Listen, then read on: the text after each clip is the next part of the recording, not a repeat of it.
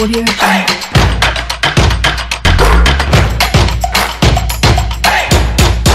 Le mondial Qatar 2022 coche déjà 2 noms de sélection qualifiés. L'Allemagne et le Danemark. Le point sur le classement des différents groupes dans la première partie de l'émission. La trêve internationale terminée, retour des majeurs avec le tour des championnats. Le calendrier de fin de semaine à découvrir dans la deuxième partie de Plateau Foot Europe. La troisième et dernière partie ouvre le débat sur Mohamed Salah. Le gaucher égyptien est-il sous-coté malgré ses performances avec Liverpool? Chaude discussion dans la tribune avec les spécialistes qui sont déjà en studio. Franck Lunyama, Guten Morgen, bienvenue. Hello, bonjour, le plateau, ça fait toujours plaisir. Ah oui, ravi de retrouver ce vendredi. Mais c'est toujours un plaisir partagé. Merci beaucoup. Noël de Souza, bonjour, bienvenue. Bonjour Angelo, bonjour au plateau également, bonjour aux fidèles branchés et merci au Tout-Puissant pour sa protection et on est en forme et ravi d'être encore dans le studio de Sport FM. Nous vous disons également bienvenue à Aziz Samuel Koundimba. Bonjour. Bonjour. Ça va bien? Ouais, ça va en pleine forme, hein? En pleine forme. Alors, nous serons également en compagnie de Elom Adovon et de Théo Ajavon pour le numéro 682 de votre émission. Salut sportif à toutes et à tous. Le meilleur de l'info foot européen. C'est ici que ça se passe. Bienvenue à toutes et à tous. Nous démarrons ce nouveau numéro avec les infos liées aux éliminatoires Qatar 2022. Nous parlons justement de cette campagne pour le prochain mondial. Ce sera au niveau de cet émirat, en tout cas très très riche. Et on nous parle des matchs à disputer dans des stades, voilà, dans des stades climatisés, hein, oui, c'est en plein désert et la Coupe du Monde qui aura lieu en novembre, c'est quand même assez inédit. Et nous parlons de la Mannschaft qui est la première sélection à avoir composté son ticket grâce à ce match gagné 4-0 face à la Macédoine du Nord.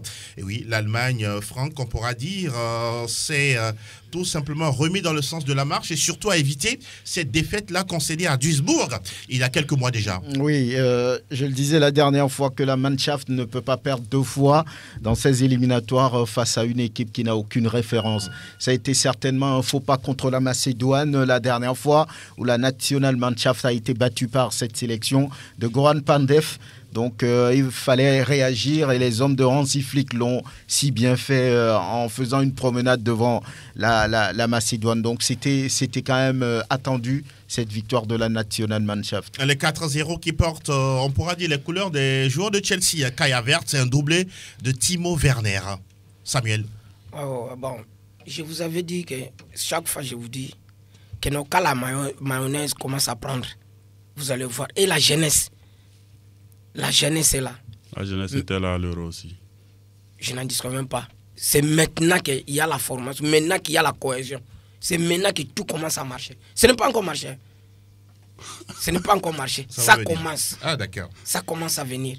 Et je sais qu'ils iront loin. Moi, je suis Saint-Thomas. Vous voyez cette équipe de l'Allemagne faire quelque chose d'intéressant au prochain mondial? Ils vont faire quelque chose d'intéressant.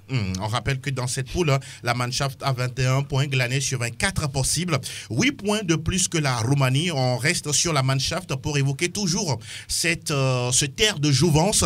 La dernière fois, sur les joueurs convoqués par Hansi Flick, il n'y a que 3 joueurs âgés de plus de 30 ans. Thomas Müller, 32 ans, pardon.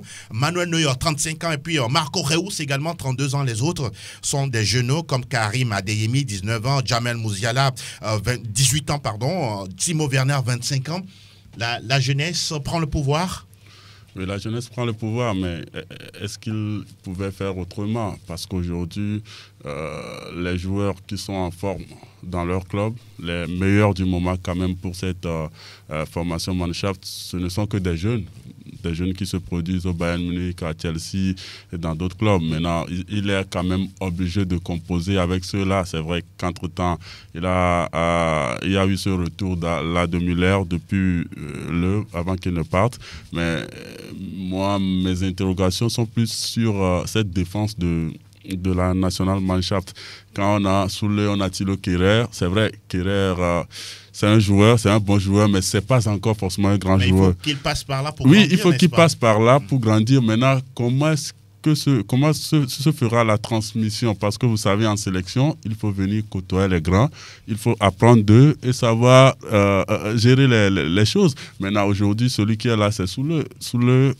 C'est vrai, c'est également un grand, mais est-ce qu'il a assez de choses à donner à ces jeunes-là? Il joue au Bayern Munich. Oui, il joue au Bayern Munich, mais ça ne suffit pas.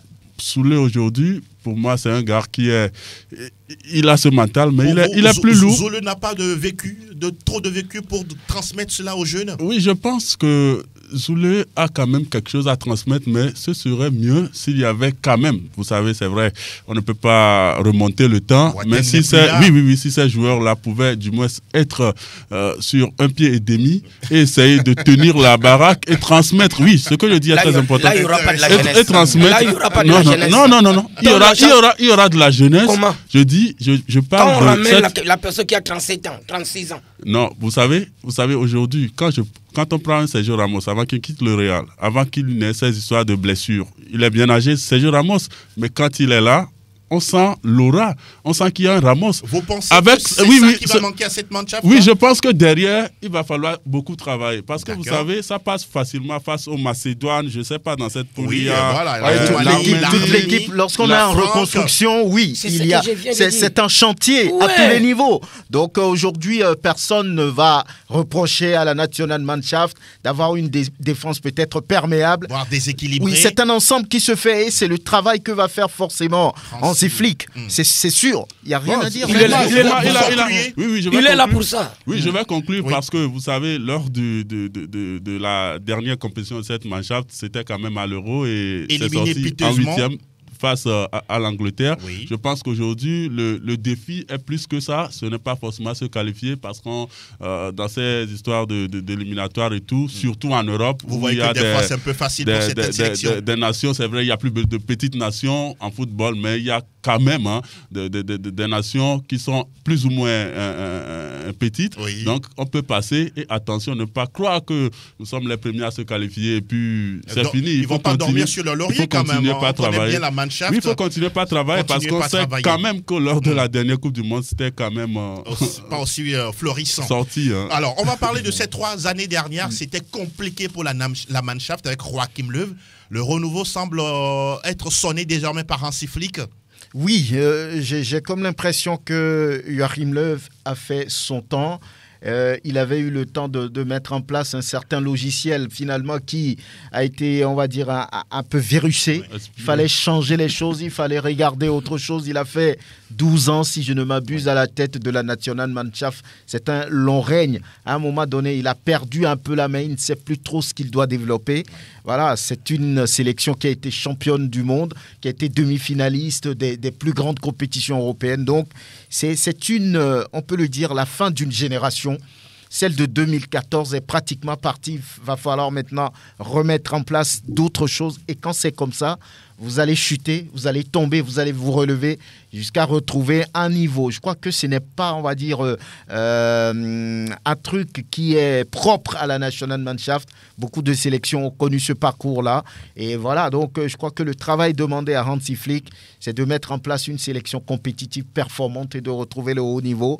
Ils le savent très bien que ce n'est pas parce qu'ils se sont qualifiés pour la première fois ou bien en étant la sélection qui s'est qualifiée la première pour le mondial à venir. Ça ne veut rien dire. Ça ne veut rien dire. Donc, ils le savent très bien. Et je pense que la Nationalmannschaft est en train de revenir. Peut-être l'objectif pour le mondial prochain, c'est les quarts de finale, peut-être. Sinon, voilà. Donc, c'est un peu ça. Être un peu réaliste. Et nous évoquions il y a quelques minutes la cure de jouvence de la Mannschaft avec ce jeune Jamal Musiala qui, la dernière fois, avait eu 18 ans, 217 jours et devenait le deuxième meilleur jeune buteur de la Mannschaft après Marius Riller. C'était en 1910 et à l'époque, il avait 17 ans. Vous comprenez que oui, voilà, la refondation est est en marche du côté alors. de la Mannschaft. Et nous poursuivons de parler de ces éliminatoires avec cette fois-ci la sélection du Danemark qui est justement la deuxième à prendre son ticket pour le mondial qatari. 1-0 pour les Vikings face à l'Autriche. Et oui, ça fait 8 victoires en 8 matchs. Ah oui, on pourra dire que cette équipe reste sur sa lancée du dernier Euro. Oui. Il reste sur sa lancée parce que c'est une formation, je pense qu'avec le temps, il y a l'envie de jouer qui est en train de revenir. Certes, bien avant l'Euro, il y avait... Des joueurs intéressants. Oui, quand vous prenez les Paulsen, Olsen, Christensen, et malheureusement qu'Eriksen n'est plus... Christensen joue encore de Chelsea. Malheureusement qu'Eriksen n'est plus là et heureusement également qu'il se porte mieux. Certes, il ne joue plus au ballon, mais il a quand même sa santé à lui, il a sa famille. Et je vois une formation danoise qui est en train de progresser parce que, qu'on le veut ou non, cette sélection nationale du Danemark a une histoire. Euro 92, c'était quand même très, je dirais, ça a surpris tout le monde, ce qu'a fait cette formation-là en battant l'Allemagne, justement, de 2-0 avec un Peter Schmeichel. Heureusement que son fils est aujourd'hui là. Donc, je pense que tout est bien fait. Aujourd'hui, il y a une mayonnaise pas possible qui a pris avec cette formation danoise. Donc, je pense que ça fait 8 victoires, 27 buts. Oui. C'est beaucoup. 0 encaissé. Ça marque beaucoup. Incroyable. Ça n'en casse pas. Même si dans cette poule, il y a l'Écosse, Israël, l'Autriche, il Féroé. Mais ce sont de bonnes sélections de football. Ça veut tout simplement dire que derrière, il y a une rigueur qui permet aux défenseurs également, aux portiers d'assurer le maximum. Maintenant, devant, ça fait 27 buts en 8 matchs. Je pense que le minimum, ils ont quand même dépassé au moins 2 ou 3 buts par match. Donc aujourd'hui, comme Franck vient de le dire, la qualification ne veut carrément rien dire. Certes, vous avez l'opportunité de tourner, d'essayer des choses avec les joueurs, essayer d'autres choses parce que vous n'avez plus forcément, je dirais... Des matchs en jeu. Et en jeu, donc l'enjeu n'est plus là. Vous essayez de vous entraîner, de vous préparer pour la compétition proprement dite. Maintenant, il faut continuer par travailler. Si ce Danemark-là veut quand même essayer d'aller, pourquoi pas, encore une fois en demi, ou pourquoi pas en finale. Et surtout avoir des joueurs disponibles lors de la compétition parce que s'ils sont blessés, c'est très compliqué quand on sait que les compétitions ne font que s'enchaîner sur le plan européen. Et on parle de ce groupe F avec au finish le Danemark qui a 24 points, suivi de l'Écosse 17 unités, 13 pour l'Israël et 10 pour l'Autriche qui seront là pour les prochains éliminatoires. Le groupe A à présent avec la Serbie et le Portugal. Ah oui, c'est très serré entre les deux sélections. 17 points pour la Serbie, 16 pour le Portugal, quand on sait que récemment, la Sélection a écrasé Luxembourg 5-0 avec un triplé de Cristiano Ronaldo. Mais attention, messieurs, le 14 novembre prochain, retenez ce grand match entre le Portugal et la Serbie. Ah oui, à partir de là, on verra exactement qui de la sélection de Cristiano Ronaldo ou celle de la Serbie qui aura le ticket pour le prochain mondial. Le groupe B, on a la Suède qui a 15 points, suivi de l'Espagne qui était en finale de la Ligue des Nations récemment et qui va revenir jouer ses matchs le 14 novembre face à la Suède. Là également, c'est presque une finale. La poule C à présent avec l'Italie, aussi qui a 2 matchs en retard. L'Italie face à la Suisse, puis l'Irlande du Nord qui va accueillir la Squadra Azzurra. Et l'on parle de la France, la poule D. 12 points pour la France. Derrière, il y a l'Ukraine, la Finlande et puis le Kazakhstan. Il semblerait que pour les dernières nouvelles, le match France-Kazakhstan va être délocalisé du côté de la France. Quand on sait un peu que la géopolitique côté Kazakhstan n'est pas vraiment ça. Mais bon, naturellement, la France devrait composer son Il n'y aura pas de surprise. Surtout après la défaite de la Finlande la dernière fois face à l'Ukraine. La France a perdu pratiquement un pied au Qatar. Donc, il y a un écart considérable entre la France et celui qui suit, l'Ukraine, qui a juste 6 points. Je pense que 9 points, j'allais dire. Voilà. Donc, plus rien ne peut arriver au tricolore. ils seront au Mondial 2022. Ah oui, pour défendre surtout leur titre. Il faut le prouver. Peut-être le dernier de Deschamps. Oui, bien sûr, mais ils seront quand même au Qatar. Non, il ne faut pas dire ils seront. France, ils vont se qualifier. Je n'en dis même pas, mais il ne faut pas dire ils seront. Quand tu dis ils seront, ce n'est pas bon. Pour vous, c'est pas sûr. Non, ce n'est pas. Il faut jouer sur le terrain. Non, mais ils vont se qualifier. Je n'en discute pas. Est-ce que vous êtes d'accord qu'ils vont se qualifier? Ils ont joué combien de matchs? Ils ont gagné combien de matchs? Ils ont gagné tous les matchs. Actuellement, ils ont 12 points. J'ai dit, ils ont gagné tous les matchs. Pas tous les matchs, ils ont fait des comme matchs. Merci. Mais ils y seront. Oui. Ils y seront. Ça, c'est la vie de On n'a pas besoin de gagner tous les matchs. Ils vont se qualifier. Ça, au moins. On a l'impression que vous détestez cette équipe de France. Vous ne l'aimez pas. Dans la poule E, on a la Belgique qui est devant avec 16 unités et 11 pour la République tchèque et le Pays de Galles. Naturellement, les Diables Rouges devraient tout faire pour être au prochain mondial. Le groupe H, attention, là-bas aussi, la Croatie risque d'être laissée sur le carreau puisque la Russie a dépassé la formation de Luka Modric. La Russie qui a désormais 19 points, 17 pour la Croatie. Et puis dans la poule I, l'Angleterre avec 20 points et la Pologne 17 points. Normalement, ça devrait passer et pour l'Angleterre et pour la Russie. Mais tout ça reste à être confirmé à partir de la deuxième semaine de novembre. Et l'on referme justement cette fenêtre des éliminatoires Qatar 2022 pour la zone Europe. Nous démarrons désormais avec les majeurs. Première Ligue Express News.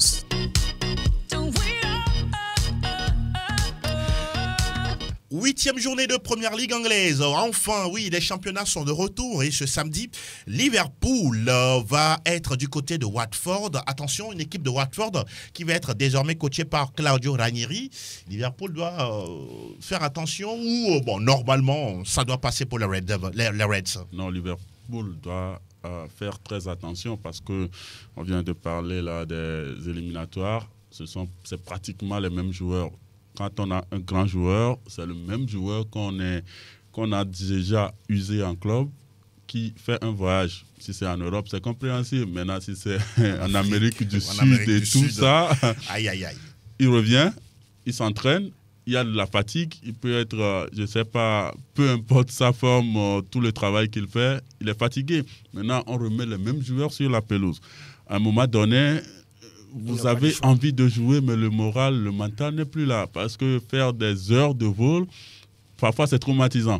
Maintenant, il va falloir que tous ces joueurs-là reviennent premièrement en forme et leur capacité. Vous savez, les clubs comme Watford ont pour la plupart du temps des joueurs de seconde zone, c'est-à-dire des joueurs moyens et tout ça. Et dès qu'ils sont en sélection, on ne les utilise pas forcément. Ils sont des remplaçants et tout. Oui. Et ce sont des joueurs qui ont en ce moment la capacité, qui ont du jus et qui peuvent faire mal au grand club. Maintenant, je pense que le club doit remobiliser sa troupe. Premièrement, est-ce que vous pensez qu'il va remanier son équipe ? Oui, à lui de voir la forme des joueurs à leur retour. Parce que parfois, on ne communique pas forcément sur l'état des joueurs. On essaye de garder le secret, mais c'est après le match ou quand il y a une défaite qu'on vous dit qu'en réalité, celui-ci avait eu ce bobo avant de revenir. Vous voyez une défaite de Liverpool ? Non, je pense que Liverpool, normalement, a la même mise maintenant en Première Ligue, vous savez. C'est à Liverpool de faire très attention parce que bien avant le départ pour la trêve, il y avait déjà eu cette rencontre à Brentford où ça ne s'était pas... Oui. Donc ça veut dire que Van Dijk est là, mais la défense, ça commence par flotter. Donc il faut faire très attention. Et cette équipe de Watford avec Claudio Ranieri qui, dans moins de 3 ou 4 jours, a 70 ans. Ah oui, c'est un nouveau défi pour lui. Un nouveau défi, il est toujours de retour. À chaque fois, on lui fait appel. On l'a vu de passage à Leicester, si je me trompe. C'est avec lui que Leicester a été champion en 2016. Donc, c'est quelqu'un qui connaît bien les championnats. Il a fait le tour. C'est un globe-trotteur. Donc, il a de l'expérience. C'est quelqu'un qui sait parler aux joueurs, qui... peut donner confiance, qui a un discours mobilisateur. Donc, papa naturellement. Donc, on peut compter sur lui au niveau de Watford. Il peut apporter quelque chose, mais il faut retenir aussi que tous les jours ne sont pas dimanche. Ce qu'il a réussi au niveau de Leicester, il peut ne pas le réussir à Watford. Pourquoi pas ? En tout cas, Ismaïl Sarr, on ne demande pas d'être sénégalais. Oui, je sais. On demande la maintenance de cette équipe. Oui. Ce que je sais, Liverpool aura des problèmes parce que Watford joue. N'est-ce pas ? Watford C'est pas parce joue. que vous êtes supporter Non, de Chelsea que vous non, dites non, ça. non, non. Leur problème, c'est quoi? C'est l'attaque. Ils ne parviennent pas à marquer. Mais quand ils jouent, vous remarquez l'équipe, vous avez dit non, c'est une bonne équipe. Mais au niveau d'attaque, il n'y a pas de but. En tout cas, ça Ismaël qui Sarr les fait mal. doit peut-être faire l'effort de vous démentir. Hein. Ah oui, cette équipe L'attaquant de de Watford. Watford. Exactement. Alors, on parle de votre équipe, Chelsea, face à Brentford. Là aussi, c'est un client devant vous. C'est un client. Je ne sais même pas. Le premier qui vient comme ça, là, balayer même, je ne sais pas. Bon, c'est un match. Si ce n'est pas, comme on dit en français, comme on dit en anglais, mistake, notre entraîneur des fois fait des erreurs graves. Je ne sais pas. Je ne sais pas ce qu'il faisait à Paris, c'est ce qu'il a maintenant encore à Chelsea, je ne sais pas. Il a déjà une Ligue des Champions. Entre-temps. Je n'ai pas dit que c'est un faux entraîneur. 10 ans après, Non. une Ligue des Champions, 10 ans Non, après. non, je n'en disconviens pas. Je n'ai pas dit que c'est un faux entraîneur. Respectez Tourelle. Non, s'il vous plaît. j'ai dit il fait des erreurs. J'ai dit des erreurs. Lesquels? À quel niveau? À quel niveau? Le niveau, tout d'abord, il y a des fois 11 d'entrée. Si il a fait le classement, les 11 d'entrée sont tellement bons. Mais le remplacement, pour dire que notre toit sort, remplacer tel joueur, c'est là où il y a la cacophonie. Ah bon? Ouais. Vous pensez qu'il est le seul à diriger et pourtant il y a ses adjoints qui sont là, qui adjoints, doivent l'aider? les adjoints disent quoi au juste? C'est lui le maître. Quand il dit non, qu'est-ce qu'ils vont dire? Pourquoi il a des adjoints alors? Il y a même, non, il écoute quand même, mais ce n'est pas tout qu'il écoute. Ce n'est pas tout. La dernière nouvelle, il semblerait que Newcastle veut enrôler Timo Werner. Le nouveau riche. Selon les gens. Oui, c'est selon la presse anglaise. Selon la presse anglaise. Oui. Ça peut être vrai, ça peut être aussi faux. S'il partait, en tout cas, moi, individuellement, le fanatique de Chelsea, ce n'est pas normal, ce n'est pas bon. Ce serait une grosse erreur de laisser Grosse partir. erreur. De Vous toute me façon, laissez Aves partir, laissez Timo Werner. Ah, Ah, d'accord. Ouais. C'est votre Pour moi, c'est proposition. mon avis. C'est votre avis. Et on Parce le respecte. qu'il joue comme une femme. Ah.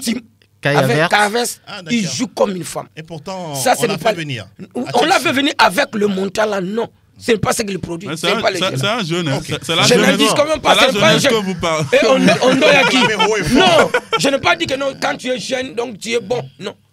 Il est bon, techniquement. Mais le football anglais, c'est. il n'a pas, Je dis, il n'a pas cette grinta, Il il n'a n'a pas pas cette cette- fougue. Yes, Dites-vous, il a- les- c'est la tout mise ça, à- c'est la Vous jeunesse. hein. voyez une défaite de Chelsea, c'est Si ça? vous dites tout cela, c'est la jeunesse, on doit. Vous voyez une défaite de James Chelsea? qu'on appelle vers le Real Madrid. C'est un jeune, il a 20 ans. Aziz, Ouais. voyez-vous une défaite de Chelsea? Jamais. Ah, d'accord. Oh. Chelsea doit faire Merci très bien. attention. Il va parce faire que très attention, un mais ce club, n'est pas une un défaite. club qui a réussi à battre Ce n'est pas Arsenal, une défaite. qui a réussi à faire 3-3 face à Avec Liverpool, Liverpool, ce n'est pas rien. Donc c'est une équipe qui Chelsea a doit du faire coffre. extrêmement Mais attention. si c'est ça, Et mais ce n'est pas que la psychologiquement, défaite, non. ils sont bien gonflés Ils sont Ouais, bien ils sont gonflés, bien surtout gonflés. avant domicile, hein. d'affronter les Blues. Ils n'ont ont pas un peur des public grands, formidable, ce club de Brentford. Et on suivra ce match aux alentours de 16h30 samedi. Et d'autres matchs, les rencontres des clubs de Manchester. Il y a United qui sera en déplacement à Leicester. Ah oui, match à suivre de très très près. Mais est-ce que Brendan Rodgers trouvera la formule qu'il faut pour mettre en déroute United? En attendant de voir. Et Burnley sera tout simplement du côté de l'Etihad Stadium pour y défier Manchester City. Et la dernière nouvelle, c'est que Raheem Sterling ouvre une porte de départ. Il veut quitter le club. On ne sait pas s'il ira au Paris Saint-Germain ou à Newcastle, le nouveau club riche de Première Ligue. L'interrogation demeure. Et c'est terminé pour la Première Ligue. Cette fois-ci, on s'intéresse. Aquí está la Liga Española. La Liga espagnole, le 9e acte, nous nous intéressons au duel des mal classés. Levante, 18e, face à Retafe, 20e. Oui, le club de l'international, Jenda Konam, le capitaine des éperviers. Apparemment, on pourra peut-être avoir le courage de dire que la victoire en éliminatoire peut le gonfler à bloc et permettre, pourquoi pas, à son équipe de déclencher la dynamique de victoire. Oui, je pense que bien avant la trêve, Retafe également avait eu une victoire, je pense. Non, ils ont fait match nul. Ils ont fait à la Real C'est Sociedad. le premier point. Le premier point. Maintenant, la Real Sociedad était en face. Je pense que ils se sont quand même bien donnés parce que cette formation de la Real Sociedad, même les grands comme le Real et le Barça en savent quelque chose. C'est une équipe qui joue à fond, surtout dans les dernières minutes de ces rencontres. Vous sentez des joueurs qui ont cette capacité-là de remonter en bloc, de descendre, de défendre, d'attaquer. Maintenant, ils ont quand même su arracher un point précieux. C'est quand même le premier de cette saison. Maintenant, face à l'Eventé, l'Eventé aussi n'est pas aussi en quête de points. Non, en forme que ça. Mais vous savez, ces rencontres-là, je l'avais dit, c'est le retour d'une trêve. Dans quelles conditions reviennent les joueurs? Vous n'attendez pas un match formidable, spectaculaire? Entre les deux premiers, ça va être disputé. Maintenant, vous savez, il appartient à ce club-là qui aura ce mental de plus marqué. Parce que quand vous voyez les deux défenses, ce n'est pas aussi l'assurance. Jane, bizarrement, je ne sais pas ce qu'il a, mais à mon humble avis, il est en train de... On dit qui n'avance pas régresse. Il n'y a pas de constance en football, donc je pense que le joueur doit quand même se remettre un peu en cause. Est-ce que c'est parce qu'il est toujours au club là que ça ne le fait plus? On a quand même discuté de ce sujet plusieurs fois, mais je pense qu'il doit se remettre en cause parce que la force d'un homme, ce n'est pas de tomber, mais c'est à chaque fois se relever. Et on suivra justement la sortie de Retafe du côté de l'Levante. Le Real Madrid, le leader, va accueillir Athletic Bilbao. Et derrière Franck Ndouyama, il y a une grosse campagne pour le ballon d'or de Karim Benzema. Surtout après, vous comprenez cela? Après la victoire en Ligue des Nations. Karim Benzema qui n'a jamais gagné, on va dire, un trophée avec l'équipe de France. Maintenant, c'est fait. Par rapport à ses performances avec le Real Madrid, il est le meilleur buteur, ils sont leaders. Bon, aujourd'hui, on fait, on va dire, le lobbying autour de lui. Oui. Ça se comprend parce que ça fait 23 ans quand même. Il y a Ronaldo, le Brésilien également, qui a tuté plusieurs fois pour qu'on vote pour Karim Benzema. Voilà, ça fait quand même 23 ans, après Zinedine Zidane, qu'aucun Français n'a plus gagné le Ballon d'Or. Donc, vous connaissez les Français. Quand il s'agit quand même de porter un joueur, de faire le lobbying autour, ils le font si bien. Voilà, maintenant, ça va être très compliqué pour Karim Benzema, mais il fera partie quand même des meilleurs. Donc, le Real, dans cette atmosphère, sur le podium, va jouer. Le Real va jouer contre qui? Athletic Bilbao. Les Basques sont difficiles à manœuvrer. Donc, c'est un club, on va dire, de la banlieue de Madrid aussi. Donc, ça va être très serré, c'est difficile. C'est un peu à l'image de l'Atlético Madrid aussi. Mais les Basques sont toujours comme ça et ça va être un match assez disputé. Il n'y a qui Williams. Voilà, donc le Real a quand même la faveur des pronostics, mais on verra bien. Et surtout que la dernière fois, cette équipe a été battue en Liga espagnole avec le florilège de critiques à l'endroit de la formation de Carlo Ancelotti. Et puis Grenade reçoit l'Atlético de Madrid, justement, de Luis Suarez, qui avait récemment corrigé le FC Barcelone au Wanda Metropolitano. Fini pour la Liga espagnole, nous poursuivons notre balade européenne. We commenton Total Bundesliga. Total Bundesliga. Et l'on se frotte déjà les mains concernant cette Bundesliga Spieltag 8. Nous parlons de la 8e journée du championnat d'Allemagne avec ce gros choc. Oui, parce que du côté de Bayer Leverkusen, il y a des joueurs confirmés. Du Bayern, on n'en parle plus. Oui, c'est un match, un choc, un duel entre le premier et le deuxième. Ça veut dire qu'il y a match. Le Bayern qui a connu sa première défaite de la saison. Donc là, on va vouloir se relever, on va vouloir aller de l'avant. Donc ça va être un match assez intéressant. Leverkusen a l'intention également de prendre un tant soit un peu le contrôle de cette compétition. Donc, c'est sûr que le spectacle est garanti. Maintenant, on sait que le Bayern de Munich est souvent un rouleau compresseur qui broie tout sur son passage. Il faut bien se tenir pour ce match-là et Leverkusen a son mot à dire. Et surtout quand on sait que les mêmes se retrouvent en équipe nationale. Florian Wirtz, par exemple, avec Thomas Müller, Manuel Neuer. Et oui, beaucoup même pensent que cette année, est-ce qu'on s'interroge, est-ce que ce sera l'année de Leverkusen quand on sait qu'en 2000, ils étaient tout près d'aller en Ligue des Champions. Ils ont failli gagner la Ligue des Champions face au Real Madrid. Ils ont perdu la finale. Voilà, ce magnifique retourné Zidane. Mais cette équipe a toujours produit en tout cas de grands joueurs. Ballack, Roberto, etc., etc. Ils sont tous passés par là. Donc Leverkusen, c'est un peu comme comme l'entente du Togo. Ok. On produit les joueurs, mais on n'arrive pas forcément à les garder et puis à se mettre au premier rang des choses. Donc, Leverkusen est un bon club. Lorsque vous voyez le championnat, souvent, elle a toujours joué le haut du tableau avant peut-être de perdre la main en fin de course. Donc, actuellement, ils ont les mêmes points. Hein. Ils ont les, avec le Bayern. Justement, ils ont les mêmes points. L'attaque même est plus prolifique que celle du Bayern. Donc, ça marque beaucoup. Également, il y a beaucoup de joueurs intéressants dans le groupe. Donc, le Bayern, pour ce déplacement, doit bien se tenir. Autrement, je crois que peut-être on va enregistrer la deuxième défaite de la saison. Ça n'arrive pas tout le temps. Du côté du Bayern Munich. Alors, on va parler du match de Hoffenheim. Ça doit être ce soir, n'est-ce pas? Oui. Hoffenheim ouvre le bal de cette 8e journée. Ce sera face à Cologne. Donc, c'est un match, on va dire, entre deux clubs qui se cherchent un peu dans ce championnat. Elias Bebo qui a été papa. Qui a été papa la dernière fois. Bon, ça va lui donner des ailes. Hein. Oui, si nous venez, peut-être on va le porter. Qui sait. Donc, Hoffenheim-Cologne à suivre déjà ce vendredi. N'est-ce pas? Et le Borussia Dortmund qui accueille Mayence. D'accord. Fribourg joue contre Leipzig. On a l'Union Berlin qui affronte Wolfsburg. Il y aura ce duel également entre les promus, Grutterfurt et puis Bochum.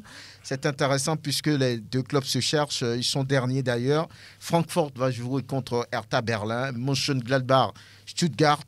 Et puis, on aura ce match entre Augsbourg et Arminia Bielefeld. Voilà le calendrier de la Bundesliga, pardon. Alain d'un peu éteint. Un peu éteint. Avec les petites blessures et tout ça. Oui, les petites blessures sont en train de fatiguer un tout petit peu. Je pense il est encore très très jeune. Oui, il est très jeune, mais il appartient aux joueurs et son entourage d'essayer de lui donner tout ce qu'il faut en ce moment pour surmonter cette étape. Parce que si vous vous souvenez des débuts de Messi et Ronaldo, de tous ces phénomènes-là, il y a eu ce temps-là quand vous êtes jeune et vous commencez par vous déployer. Il y a le mental, il y a le physique, il y a beaucoup de choses qui pèsent. Maintenant, il faut passer cette étape pour pouvoir rentrer dans ce monde-là des joueurs qui sont pratiquement infatigables, qui sont toujours là, en forme et tout. Donc, je pense que ce joueur-là, parce que vous savez, il y a quand même eu des joueurs qui ont eu des débuts époustouflants, on les a loués et tout, mais après, ils ont carrément disparu. Donc, il y a également ce risque. Donc, il appartient aux joueurs et à son entourage de bien travailler pour remonter cette pente. Moi, je ne sais pas parce que lui-même voulait partir, mais le club n'a pas voulu. Ça, là aussi, ça ne peut pas jouer dans sa tête, tout ça là, le dérangement, tout ça, je ne sais pas. Pour moi, c'est est-ce qu'il y a un club qui était vraiment prêt à l'enrôler? Chelsea était prêt. Oui, est-ce que les négociations étaient jusqu'au bout? Les négociations étaient... Il y a toujours des discussions. Il y avait l'argent même en main. Ils ont dit 150 millions et ils ont dit non. Ils veulent 175 millions. Voilà, donc peut-être qu'ils n'ont pas trouvé d'accord. Oui. Il y a Chelsea dont vous parlez, il y a Manchester, il y a le Real, il y a le Paris Saint-Germain, beaucoup de clubs derrière lui. Donc, même tout ça là, il est encore jeune. Bon, il est jeune, ça peut jouer aussi à la tête. Ça peut jouer. Moi, je veux partir. Le club, là, est-ce que j'aurai la Champions League quand? Tout ça là, ça joue. Je sais. Quand on est jeune, il faut avoir de la patience. Non, je n'en disconviens pas. Mais il faut avoir un bon conseiller. C'est important. Il faut avoir un bon conseiller. Si tu n'es pas un bon conseiller, quand on te dit faut aller, tu pars. Hein?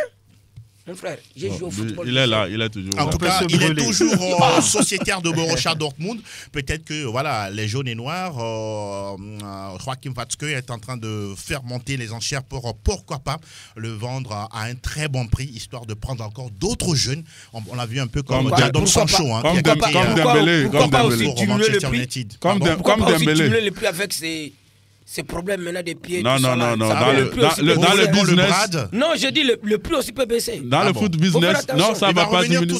C'est la valeur marchande du joueur. Oui, parce que ça ne va pas diminuer. Il est prolifique. Donc, oui. Ça va augmenter, ça ne va pas diminuer. En tout cas, on suivra de toutes les façons cette 8e et intéressante journée du côté de la Bundesliga. Et on en parle lundi avec les différents résultats. Benvenuto Calcio Italia. Alors, avant de parler du 8e chapitre de la Serie A italienne, on fait un petit retour du côté de la Liga parce que les matchs Real Madrid, Athletic Bilbao et Grenade Atlético de Madrid ont été reportés de façon officielle.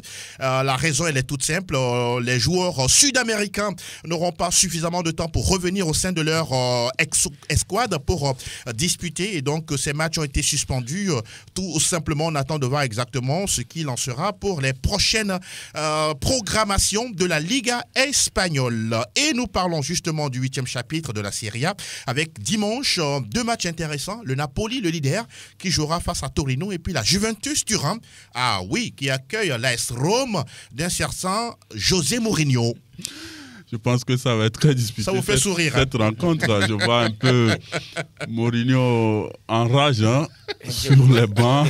C'est vrai, Allegri a quand même su garder son sang-froid, du moins pour tout le temps qu'on l'a connu. Maintenant, vous savez, Mourinho, il sait quand même également faire de la provocation, vous faire sortir de votre peau. Et il sait également bien faire ça. Maintenant, sur les dernières rencontres, c'est vrai, la Roma est en train... Avec Mourinho est en train d'essayer d'avoir... Même s'ils ont perdu face à la Lazio, c'était un match très intéressant. 3-2 à la fin. Oui, 3-2 à la fin. Ils ont failli revenir même. Maintenant, vous savez, avec la Roma aujourd'hui, Mourinho est en train de vouloir mettre en place quelque chose. Vous aimez le jeu produit par cette équipe-là? Oui, j'aime ce que fait Mourinho parce que j'ai tendance à croire qu'il est en train de revenir dans ces époques de Porto et tout, parce que Mourinho, entre-temps, à Porto, vous voyez cette formation-là, champion d'Europe face à Monaco, c'était une équipe bien joueuse, avec des Carlos... il y avait des joueurs qui étaient bien en forme. Absolument. Denis McCarthy, tout ça. Donc, vous savez, aujourd'hui, Mourinho, avec la Roma, est en train d'essayer de mettre quelque chose en place. Maintenant, son point fort, à un moment donné, c'est quand même la défense. Aujourd'hui, sa défense n'est pas aussi solide. Il n'a pas encore trouvé Vous parlez de point fort ou point faible? Non, son point fort à un moment donné. À un moment donné. Je ne parle plus de Porto. L'époque où il a quand même su contrecarrer les grands ou les meilleurs entraîneurs, à un moment donné, sa force, c'était la défense. Où vous avez beau jouer, Mourinho n'encaisse pas. A été toujours la défense. Non, bien avant. À Porto, c'était Mourinho qui jouait ouvert et tout. Maintenant, après Chelsea et tout ça, il a compris qu'il faut fermer les vannes et tout. Mais aujourd'hui, je pense qu'il est en train de vouloir mélanger et ce qu'il avait fait au début et ce qu'il a fait avant de connaître les hauts et les bas. Donc, il veut avoir une équipe bien joueuse, mais derrière solide. Il n'a pas encore trouvé cette formule. Maintenant, face à la Juventus d'Allegri, qui est sur une belle... Oui, mais quand même sur bien lancé. Je pense que ça fait deux victoires de suite avec un but de Locatelli, un joueur bien en forme. Avec le but qu'il a mis là, vous sentez que c'est un joueur qui a un mental qui fait jouer tous les autres tout autour. Pour vous, il y aura match. Il y aura match, mais attention quand même à la Roma parce que quand je prends devant un Locatelli qu'on va ajouter à mon ami là. Lequel? Du fils au père, le numéro 1 italien en ce moment. Pourquoi j'oublie son nom? Chiesa, Federico Chiesa. Je pense que avec cette défense de la Roma, ça va faire mal. On sent que votre cœur penche un peu pour la Juventus. Non, ça ne penche pas pour la Juve. Mais quand on prend les dernières prestations, les dernières sorties de ces deux équipes... Qui a l'avantage? Je pense que la Juventus a l'avantage. Oui, la vieille dame n'est pas encore stable avec sa canne. Il faut faire très attention parce que là... Actuel 8e au classement, ça ne veut pas dire grand-chose. Et curieusement, en face, c'est José Mourinho. Avant que vous continuez, 11 buts marqués, 10 encaissés. Vous voyez, donc l'équipe n'est pas encore stable. Il va falloir cravacher face à cette équipe de José Mourinho, sinon on risque encore de perdre. La jeunesse, toujours côté Mourinho avec Tammy Abraham qui... La jeunesse. Voilà, la jeunesse. La jeunesse, toujours la jeunesse. Qui rate pour le moment des buts. Je n'en dis quand même, c'est pour ça qu'on dit la jeunesse. À Chelsea aussi, c'était la même chose. Il n'y a pas encore d'expérience, Il n'y a pas encore d'expérience. Mais lui-même, moi je vous dis, ce qui me plaît seulement à Mourinho, il incite, il fait tout, mais ce qui me plaît, quand il part chercher un joueur, c'est qu'il ne faut pas un mauvais choix. Toujours. toujours, quand il cherche, et surtout un numéro 9. Vous êtes sûr? Je vous dis, quand il cherche un Il ne numéro 9. s'est pas trompé sur le choix de Tammy Abraham. Non, il ne s'est pas trompé. Le petit là a de l'avenir. Et sur le cas de Mo Salah entre-temps à Chelsea? Non, Mo Salah, c'est lui-même qui est à la base de tout. Ah, d'accord. Mais qui l'a pris? C'est Mourinho Je qui l'a ne pris. dis pas, c'est ce que Ça veut dire qu'il s'est trompé. Non, il ne s'est pas trompé. Continue avec Quand Mourinho. vous dites qu'il ne se trompe jamais, j'ai Non, dit c'est faux. J'ai dit au niveau de numéro 9, c'est ce que j'ai dit. Ok, allez-y. Je peux souligner. Oui, terminé. J'ai dit ceci. Il faut remarquer, quand il part chercher un joueur, le joueur est bon. Mais lui-même ne lui donne pas le temps de jeu. Non. Tu fais entrer les joueurs, 10 minutes la fin, 20 minutes la fin. Après, tu veux juger les joueurs. Non, tu ne peux pas juger les joueurs comme ça. Il faut lui donner le temps de jeu. 2 fois titulaire. S'il ne fait rien là, tu dis que non, ça ne va pas. Mais tu mets les joueurs 20 minutes la fin du match, 15 minutes la fin du match. Tu veux qu'il puisse faire quoi? Mais les séances d'entraînement également. Au moment où l'équipe ne joue pas bien, tu veux que lui puisse faire quoi? Mais il peut faire la différence, non? Non, quelle différence? Un seul joueur peut faire la différence. Ça n'arrive pas? Ça n'arrive pas. Cristiano et Messi ne le font pas? Écoute, quand tu viens dans une équipe, l'équipe joue très bien, mais l'équipe ne marque pas.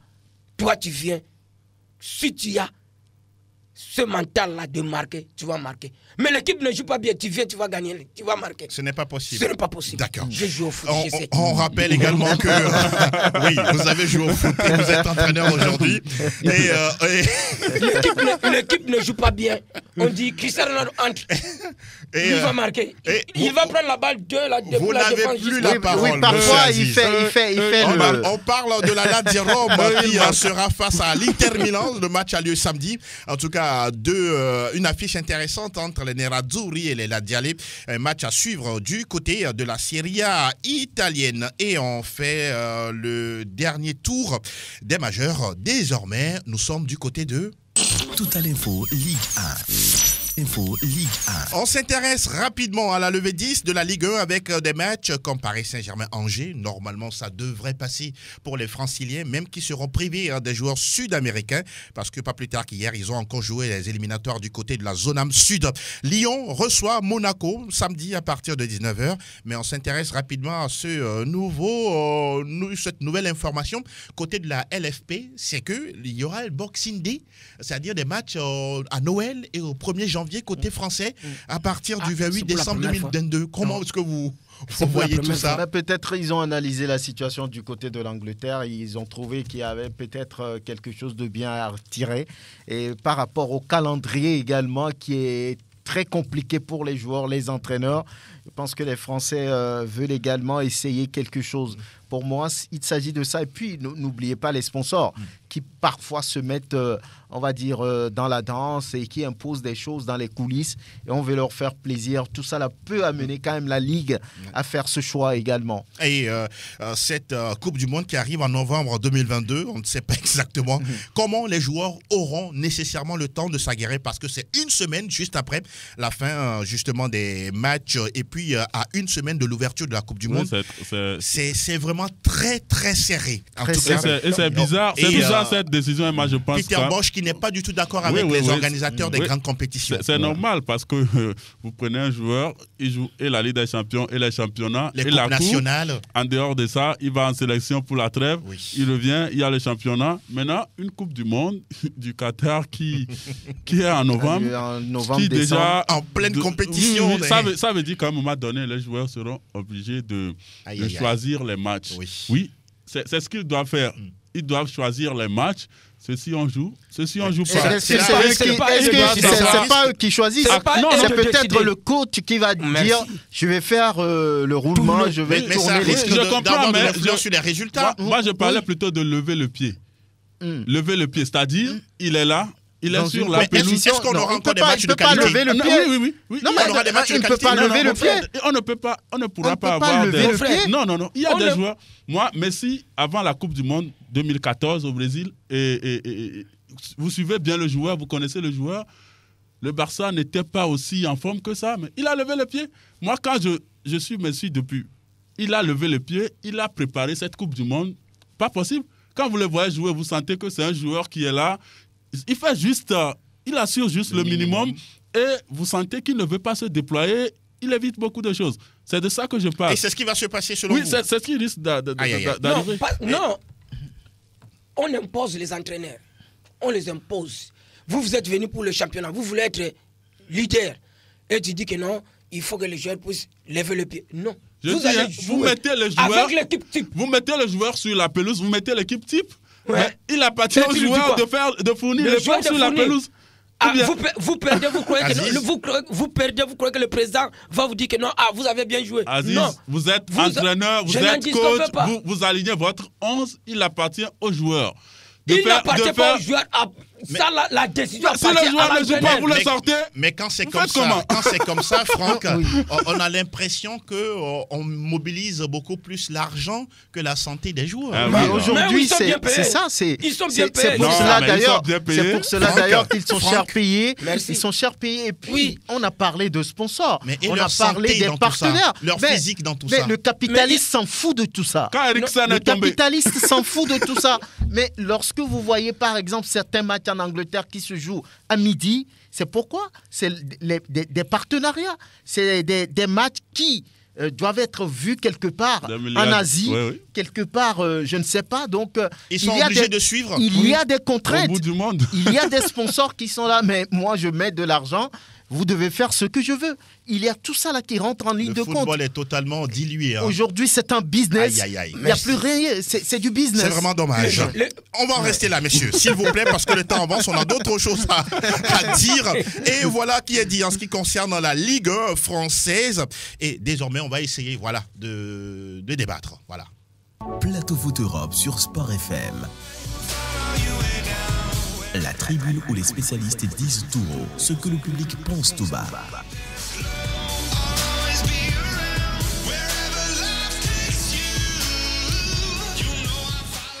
Nous sommes dans la tribune, dans Plateau Foot Europe, et le sujet qui nous intéresse, ce sera sans langue de bois. Il s'agit de Mo Salah, ou Mohamed Salah, joueur africain, égyptien de nationalité, qui aujourd'hui est à un but du record de Didier Drogba en ce qui concerne le quota du meilleur buteur africain en Première Ligue. Oui, Franck Nounyama, oui, je vous pose la question. Pourquoi ce joueur est-il sous-médiatisé, sous-coté selon vous? Ben, je pense qu'il y a également le palmarès du joueur. Lorsque vous regardez un peu, Mo Salah n'a gagné que la Ligue des Champions avec Liverpool, n'est-ce pas? Et le championnat également. Au-delà de ça, ça dépend de son entourage, du management qu'on apporte à ce joueur. Vous savez qu'il y a des managers qui sont hyper puissants. Je vais donner l'exemple de Jorge Mendes, de Mino Raiola, qui sont les Zahavi, qui sont des managers très, très connus et très influents. Lorsque vous n'avez pas ces managers, c'est souvent difficile de percer au niveau de ce qu'on gagne. Aujourd'hui, ça étonne de voir que Mohamed Salah ne figure pas dans les 10 plus gros salaires de la première ligue. C'est quand même incroyable avec tout ce qu'il fait. Donc, pour moi, ça dépend de son management, de l'équipe autour, qui doit vraiment lutter pour les intérêts du joueur. Lorsque vous prenez Pogba aujourd'hui, qui reste l'un des plus gros salaires de la première ligue, il est pratiquement à plus de 320 000 euros par semaine. Ouais. Donc, c'est monstrueux. Donc, pour moi, il n'y a rien à dire. C'est l'entourage, c'est le management, c'est l'équipe autour du joueur qui ne fait pas le boulot qu'il faut. Est-ce qu'aujourd'hui, c'est parce que Mo Salah, entre guillemets, étant pratiquant de l'islam, on sait très bien que souvent, il y a cette dimension de retenue, de réserve, de discrétion, qui ne dit pas son nom, qui est en train de lui desservir. Je vais juste vous donner quelques chiffres. Sur Instagram, par exemple, Mo Salah a 44 millions de followers. Pendant ce temps, vous prenez Cristiano Ronaldo, il est à 355 millions. Messi, 274 millions. Mbappé, 59 800 000 followers. Mieux que Mo Salah. Oui, c'est clair. Je ne pense pas que ce soit forcément l'islam ou sa religion qui joue. Je pense que Franck a touché le point le plus important. Je l'ai déjà dit avec notre désormais capitaine Dieng Dacona. Oui. Le football, c'est du business. Ouais.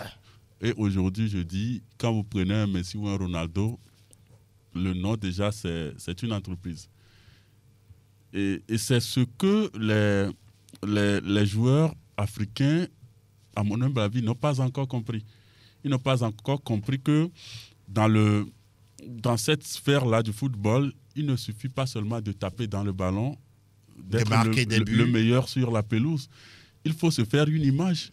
Il faut forcément... Vous pensez que Mo Salah n'a pas envie d'être surmédiatisé? Non, je pense plutôt que Mo Salah veut juste se contenter de ce qui se passe sur la pelouse et être humble. Le reste ne lui convient plus. Oui, parce que quand on prend aujourd'hui, vous avez tout à l'heure parlé de Mbappé, ce sont des joueurs qui comprennent ou qui sont en train de comprendre que dans le football moderne, il faut se faire une image. Pour vous, il est bien entouré? Oui, Mbappé aujourd'hui, qu'on le veuille ou non, côté médiatisation, il y a un travail qui se fait. Il est loin devant Mo Salah, autour de l'image du joueur. Exactement. Quand parfois on vous dit que son compère là, Sadio Mané, il utilise un téléphone pas compliqué. Les gens pensent que nous Africains, nous pensons que c'est de la modestie, c'est de ceci. Non. À un moment donné, quand on a un rang, quand on a un niveau, on est parmi les bons, on est parmi les meilleurs. Quand on est parmi les meilleurs, il faut vouloir être le meilleur. Mais est-ce qu'on est obligé de faire comme tout le monde? Non, on n'est pas obligé de faire comme tout le monde. C'est-à-dire, on n'est pas forcément obligé de faire des trucs bling-bling et tout ça. Oui. Mais il faut quand même assurer son image. Quand vous avez vu Messi, qu'est-ce qui a favorisé rapidement son ascension? C'est parce qu'il était humble, mais au même moment, il y avait une équipe dynamique tout autour pour jouer sur ce caractère-là. Dans le moindre détail. D'humilité, pour pouvoir l'encenser. Je pense qu'aujourd'hui, avec Mo Salah, c'est ce qui n'est pas fait. Quand vous avez un joueur comme ça, s'il dit aujourd'hui à Liverpool, mais... Augmentez-moi, je veux plus d'argent. Sinon, je m'en vais. Oui. Aujourd'hui, je suis sûr que quand Mo Salah va vouloir discuter, que ce soit avec City, que ce soit avec Chelsea, que ce soit avec le Real, que ce soit les grands d'Europe, tous ces grands-là vont rentrer en discussion. Pourquoi pas? Et quand votre patron, l'actuel patron, sait que vous avez de la valeur, Klopp l'a dit, quand il y a Mané et Salah, Klopp préfère rapidement Salah à Mané. Et aujourd'hui, quand le joueur crée, il dit, je suis exigeant, je veux ceci ou pas.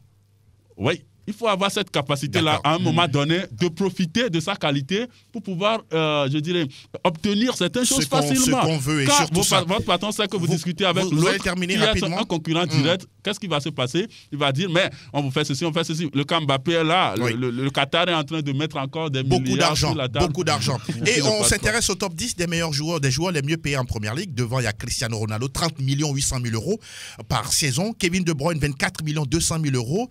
Comment vous comprenez qu'un joueur, par exemple, comme Romelu Lukaku, Raphaël Varane, Jack Grealish ou encore Paul Pogba gagne plus que Mohamed Salah? C'est ce que je veux dire. C'est toujours le management. Le management. Le management. Oui. Le problème, c'est quoi? Tout d'abord, il faut avoir quelqu'un devant toi qui va te sponsoriser. La personne qui est là, qui est connue, il va faire la publication. Ça, là, c'est le top des choses. Mais les responsables de Liverpool ne peuvent pas récompenser au mieux Mo Salah par rapport à tout ce qu'il fait sur le terrain? Est-ce qu'ils le font tout d'abord? Avec quels joueurs ils ont déjà fait le management? Dis-moi. Depuis que Liverpool est Liverpool. En tout cas, je ne sais pas. Même quand Gérard était Gérard. Non.